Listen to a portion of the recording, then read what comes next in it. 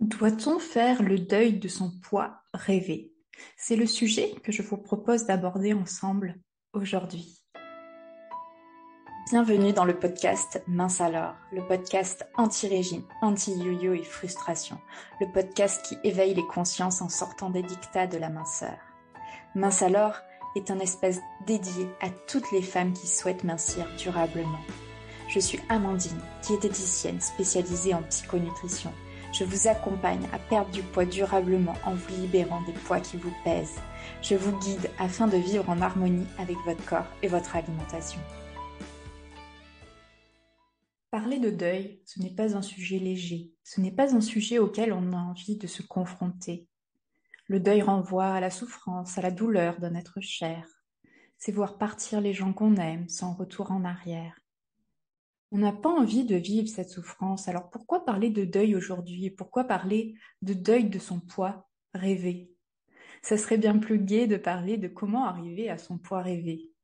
Mais à mon sens, il est important d'oser évoquer ce deuil du poids rêvé, qui est parfois nécessaire pour avancer.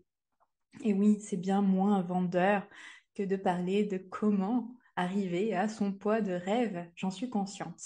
Mais pour moi, c'est super, super important d'en parler avec vous aujourd'hui. Par définition, le deuil est lié à la perte définitive d'un être cher, c'est-à-dire un décès, d'une situation, un divorce, une rupture amoureuse, une perte d'emploi, ou même d'un objet. Le but de ce processus de deuil, c'est d'accepter la perte et de continuer à vivre. Vous allez me dire, oui, mais moi, je ne peux pas accepter, je ne veux pas accepter de renoncer à mon poids rêvé. Je ne veux pas faire le deuil de mon poids rêvé. Je ne veux pas renoncer, je veux m'accrocher à lui pour avancer. Avant de décrire le processus du deuil du poids rêvé et pourquoi il peut être intéressant de faire ce deuil, on va voir ensemble ce que j'entends par le poids rêvé. Qu'est-ce que le poids rêvé? Le poids rêvé, c'est ce poids que vous faisiez quand vous aviez 20 ans, bien avant de commencer à vouloir maigrir à tout prix pour effacer ce petit bourrelet que vous trouviez à l'époque disgracieux avant d'enfiler votre maillot de bain pour l'été.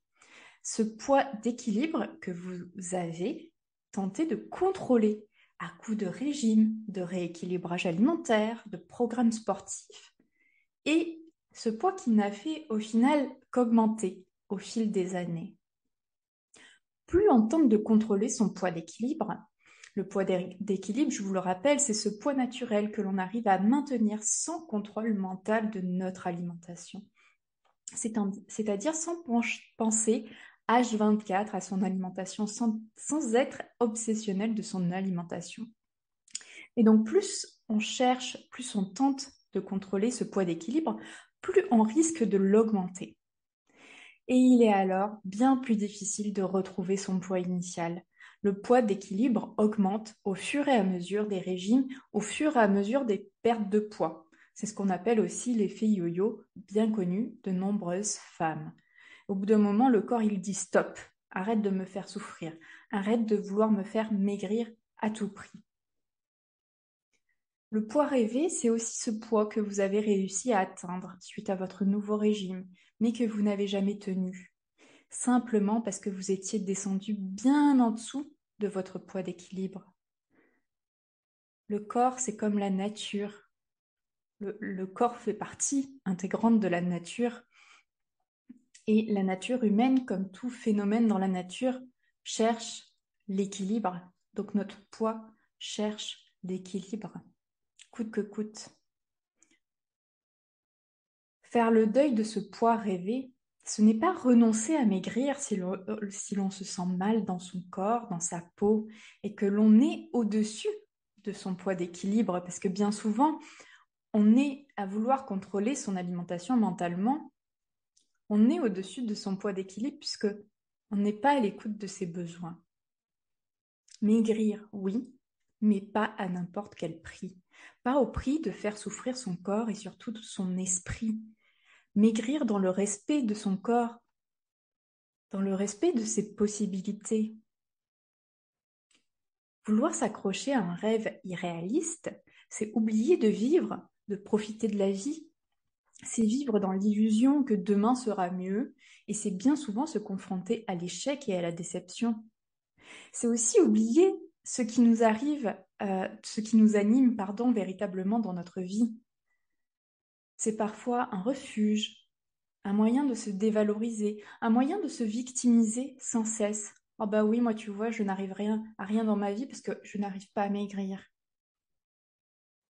Et en fait, j'oublie derrière cette recherche incessante de retrouver ce poids rêvé, au final, on oublie peut-être un petit peu, c'est un moyen de cacher tout ce qui ne va pas dans notre vie. On ne veut pas voir ce qui va pas autour de nous, ce qui ne va pas dans notre vie de manière générale. Donc, on se focalise sur notre poids. Et on va remettre, donc, tout ce qui se passe dans notre vie, on va le mettre sur le dos de notre poids.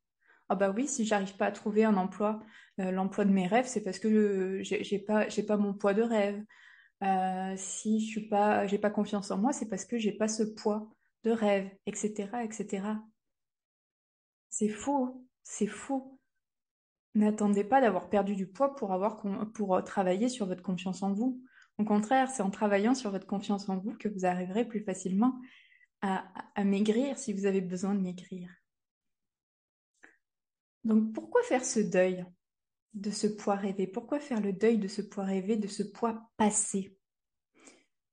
Pour pouvoir amorcer un véritable processus minceur durable et trouver son poids d'équilibre, ce poids qui est votre poids d'équilibre, pas le poids de votre tête, le poids de votre corps.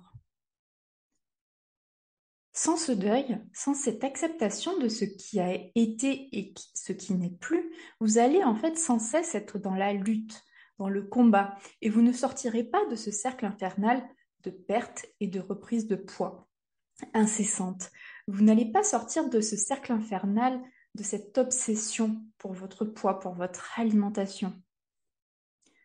Le deuil du poids rêvé est à mon sens une étape importante vers la guérison. C'est le premier pas pour amorcer un processus minceur durable. On va voir maintenant les étapes du deuil du poids de rêve. Alors je m'inspire ici des étapes du deuil mis en évidence par Elisabeth Kubler-Ross, qui est psychiatre américaine spécialisée dans le domaine des soins palliatifs.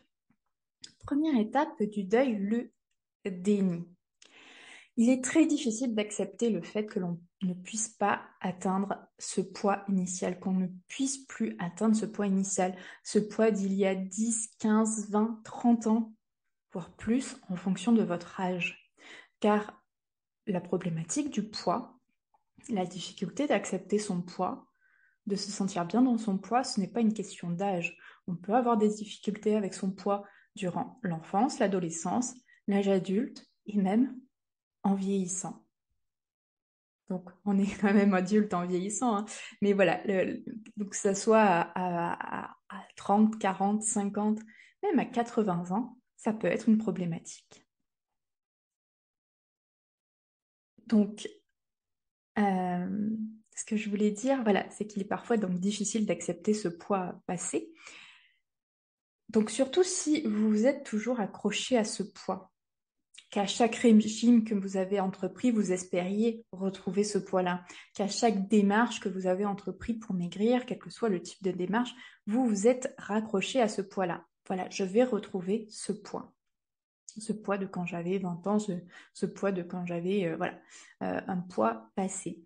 Vous allez certainement vous convaincre que ce n'est pas possible, que ce n'est pas vrai ce que je suis en train de vous raconter, que c'est un mensonge, que vous avez déjà rencontré des personnes qui sont arrivées à retrouver le poids de leur jeunesse.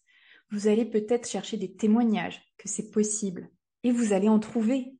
Oui, vous allez en trouver. Vous allez trouver des personnes qui vont vous dire, moi, j'ai retrouvé le poids de mes 20 ans. Mais est-ce que vous connaissez toute leur histoire véritablement? Est-ce que vous connaissez les efforts qu'ils ont déployés pour en arriver là? Et aussi, la question qu'on peut se poser, c'est ne sont-ils pas dans le contrôle permanent pour ne pas regrossir? Est-ce la majorité des personnes qui arrivent On va mettre beaucoup plus souvent en avant la réussite. La non-réussite, elle est honteuse, elle est culpabilisante. Il faut la cacher à tout prix, ne jamais en parler. C'est plus facile de dire, bah oui, moi j'ai réussi à retrouver le poids de mes 20 ans, plutôt que de dire, on va pas afficher publiquement, en vidéo, sur les réseaux sociaux, ah bah non, moi j'ai pas réussi, j'ai tenté. Ça fait 30 ans que je tente de retrouver le poids de mes 20 ans, et puis ça fait 30 ans que j'échoue. On en parle rarement. Ou en tout cas, c'est pas ce que nous, on va retenir. On va retenir l'exemple de la personne qui a réussi, c'est normal, parce que ça va être inspirant. Effectivement, ça peut être inspirant, mais c'est ne pas oublier aussi, ne pas s'illusionner sur la réalité. Deuxième étape du deuil, la culpabilité. Vous pouvez vous sentir coupable d'avoir pris tout ce poids au fil des années, et surtout de vous sentir coupable de ne pas arriver à maigrir. Troisième étape, la colère. Vous pouvez ressentir de la colère envers vous-même, envers l'industrie des régimes, envers vos parents qui vous ont transmis un certain héritage. Vous pouvez ressentir de l'injustice. Pourquoi moi je grossis et pas les autres? Pourquoi les autres arrivent à maigrir et pas moi? Quatrième étape, le marchandage. Vous allez tout faire pour vous convaincre que si, vous pouvez y arriver. Si vous mettez en place telle et telle action, vous pouvez aller retrouver votre poids de départ. C'est obligé, vous êtes déterminé, vous allez redoubler d'efforts. Cinquième étape, la résignation. Vous allez prendre conscience que si vous recommencez toujours le même schéma, vous obtiendrez toujours le même résultat. Donc, pas à pas, vous allez lâcher ce poids rêvé. Vous allez lâcher cet idéal du comme avant. Sixième étape, l'acceptation. Accepter, ce n'est pas renoncer. Ce n'est pas renoncer au changement. Accepter, c'est regarder. Regarder une situation en face. Observer ce qui est, sans chercher à le modifier dans un premier temps. Accepter son poids aujourd'hui, c'est OK, je faisais 20 kilos de moins il y a 15 ans. Entre-temps, j'ai voulu contrôler mon poids. Je me suis battue contre lui, je me suis battue contre mon corps. Je l'ai fait souffrir par tes régimes, par le contrôle. Et aussi, je l'ai fait souffrir par toutes ces fois où j'ai perdu le contrôle, toutes ces fois où j'ai trop mangé, toutes ces fois où je n'ai pas respecté mes besoins, toutes ces fois où j'ai mangé avec ma tête en oubliant mon corps, mes ressentis, toutes ces fois où j'ai rempli mon corps, où j'ai rempli ce vide en moi, où j'ai mangé parce que j'étais pour étouffer une émotion. Toutes ces fois où j'étais dans le trop. Mais là, mon corps, il est fatigué aujourd'hui. Il a besoin de repos, il a besoin de douceur, il a besoin de compassion, il a besoin de patience. Il a besoin de retrouver son équilibre, son harmonie. Mon corps, il a besoin de guérir de l'intérieur. Et maigrir, c'est une véritable guérison intérieure. Maigrir, c'est revenir à soi, véritablement. Maigrir, ça passe par une transformation intérieure.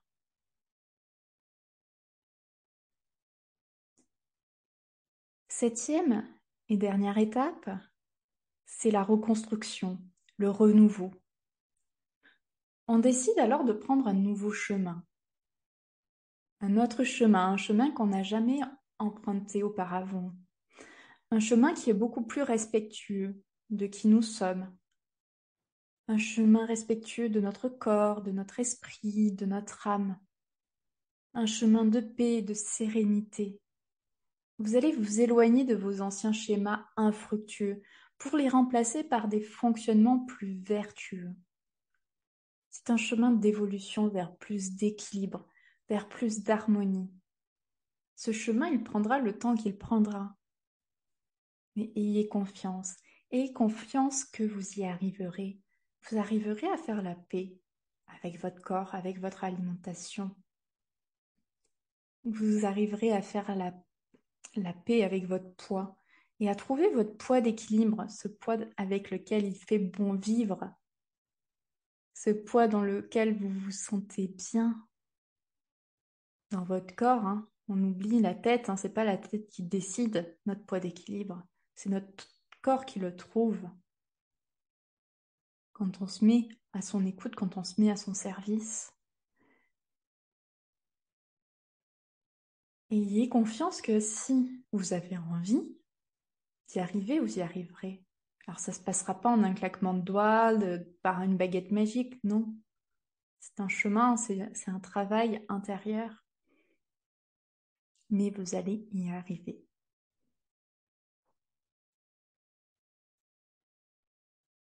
Je vous invite à prendre un temps. Prendre un temps pour laisser infuser en vous ce que vous venez d'entendre. Est-ce que ça résonne en vous? Tout ou partie de ce que je viens de vous dire. Est-ce que vous vous retrouvez dans certaines étapes de ce deuil du poids rêvé? Écrivez.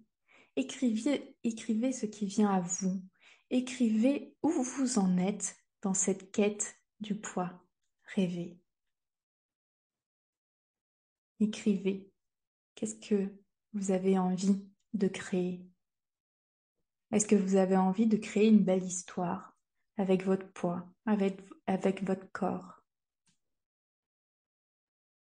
Ou est-ce que vous avez envie de continuer le combat, de continuer la bataille? Pour finir sur une note positive, connectez-vous à l'équilibre, à l'harmonie que vous avez envie de créer dans votre corps, dans votre esprit, dans votre vie. Merci pour votre écoute. Je vous retrouve dès la semaine prochaine pour un nouvel épisode de Mince alors. Pour ne rien rater, pensez à vous abonner à la chaîne. Si vous avez aimé ce podcast, likez et partagez-le aux personnes à qui ça pourrait faire du bien. Partagez-moi vos expériences et vos ressentis en commentaire, je me ferai un plaisir de vous répondre. À très bientôt.